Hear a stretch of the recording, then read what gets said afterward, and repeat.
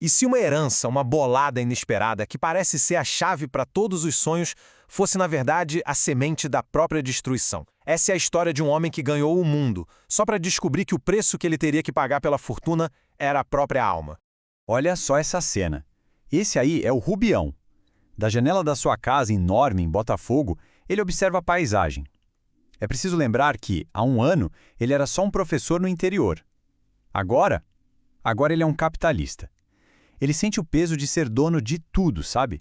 Desde as chinelas chiques que ele usa até o céu azul lá fora. Só que, no meio de tanto luxo, tem uma coisa que não sai da cabeça dele. A consciência pesa, claro, porque ele está feliz com a morte de quem lhe deu tudo isso. Mas o coração dele está em festa. E para a gente entender o tamanho do abismo que espera por ele, a gente precisa voltar para a origem bem bizarra de toda essa grana. Então, vamos lá, vamos voltar no tempo, para a cidadezinha de Barbacena. É lá que o destino do Rubião vai ser selado por duas figuras que, olha, são inesquecíveis. Um filósofo pra lá de excêntrico, à beira da morte, e o seu cachorro. Aqui, o Rubião não é capitalista, nem nada. Ele é um amigo. E que amigo? Por quase 6 meses, ele cuidou do Quincas Borba com uma paciência, um carinho genuínos. Era um homem bom, simples, que não fazia a menor ideia da loucura filosófica que estava borbulhando na cabeça do doente. E que loucura, hein? O Quincas Borba era o criador do humanitismo, uma filosofia com uma ideia central, no mínimo, assustadora. Não existe bem ou mal, tragédia ou alegria. Só existe um princípio universal, a tal da humanitas, que precisa sobreviver. E para isso, a luta, o conflito, a destruição não são coisas ruins. São necessidades. Para ilustrar essa filosofia, o próprio Quincas Borba dava um exemplo brutal. A avó dele foi atropelada por uma carruagem. Tragédia? Que nada! O dono da carruagem estava com fome, e a fome era a humanidade precisando se alimentar. A morte dela foi só um obstáculo que saiu do caminho para outro sobreviver. Uma lógica fria de gelar a espinha. E aqui está a frase que vai se tornar o refrão trágico da vida do Rubião. É basicamente a lei da selva com o nome chique. Nesse mundo, ou você come, ou você é comido. Moralidade é um luxo que os vencedores não precisam ter e os perdedores não podem se dar. Mas a coisa não para por aí. O filósofo tinha outra obsessão, talvez ainda mais estranha, o cachorro dele. E ele deu ao cachorro o nome de Quincas Borba. Isso mesmo, o mesmo nome dele. Ele acreditava que, sobrevivendo no nome do cachorro, ele alcançaria um tipo de imortalidade. E aí a gente chega no testamento. O Rubião, que esperava no máximo uma pequena lembrança, fica em choque ao ser nomeado o único herdeiro. De tudo, da fortuna inteira. Mas, claro, com uma condição que não se negocia. Ele precisa cuidar do cachorro, o outro Quincas Borba, com todo luxo e atenção, como se fosse o próprio filósofo em pessoa. Com a fortuna no bolso, Rubião deixa a província para trás e mergulha de cabeça no centro do poder, da sofisticação, a corte do Rio de Janeiro. Era um mundo totalmente novo, um oceano para o qual ele não estava nem um pouco preparado. O Rubião que chega no Rio ainda é aquele cara bom de Barbacena. A generosidade dele é enorme, o coração é aberto e a ingenuidade é quase infantil. Ele era a presa perfeita, nadando no oceano de tubarões vestidos de fraque e vestidos de seda. E os tubarões não demoram a aparecer. O casal Palha, Cristiano e a belíssima Sofia, viram da noite para o dia seus melhores amigos. Eles o guiam pela sociedade, dão conselhos de negócios e, bem sutilmente, começam a controlar a vida e o dinheiro dele. Em volta deles, uma multidão de aproveitadores, os tais discípulos, que vivem da sua generosidade.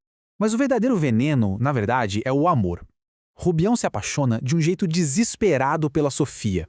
Cada sorriso, cada gesto educado dela é visto por ele como um sinal de amor. E essa ilusão se torna o centro da vida dele, e a principal ferramenta que os Paulios usam para manipulá-lo e acelerar a sua ruína.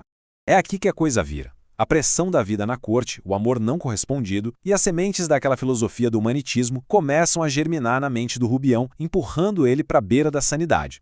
A queda é vertiginosa. Em menos de 4 anos, Rubião vai de milionário festejado a um homem sem nada. A generosidade dele vira extravagância sem controle.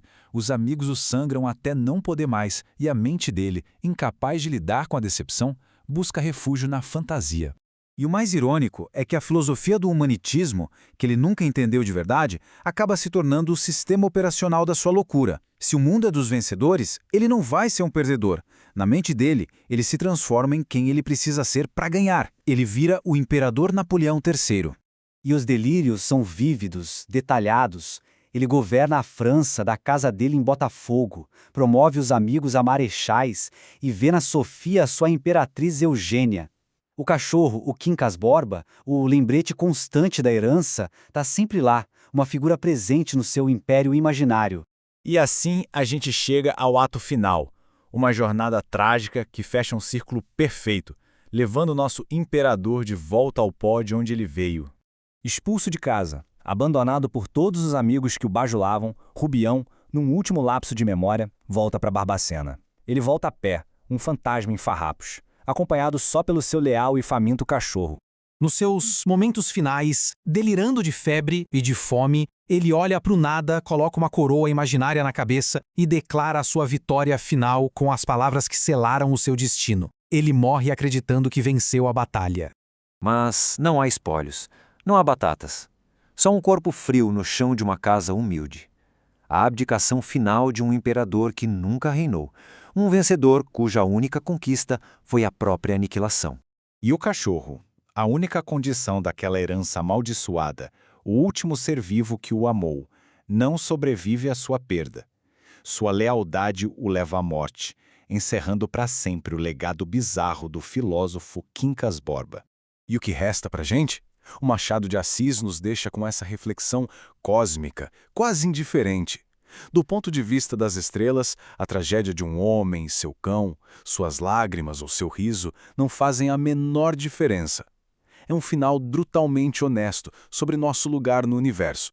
A história do Rubião nos deixa com uma pergunta. Ele foi vítima dos outros ou de si mesmo? A sociedade o corrompeu ou a fortuna só expôs uma fraqueza que sempre esteve ali? A resposta, com toda a sua genialidade e ironia, aguarda nas páginas de Quincas Borba. Acredite, é uma jornada ao coração da ambição humana da qual ninguém sai indiferente.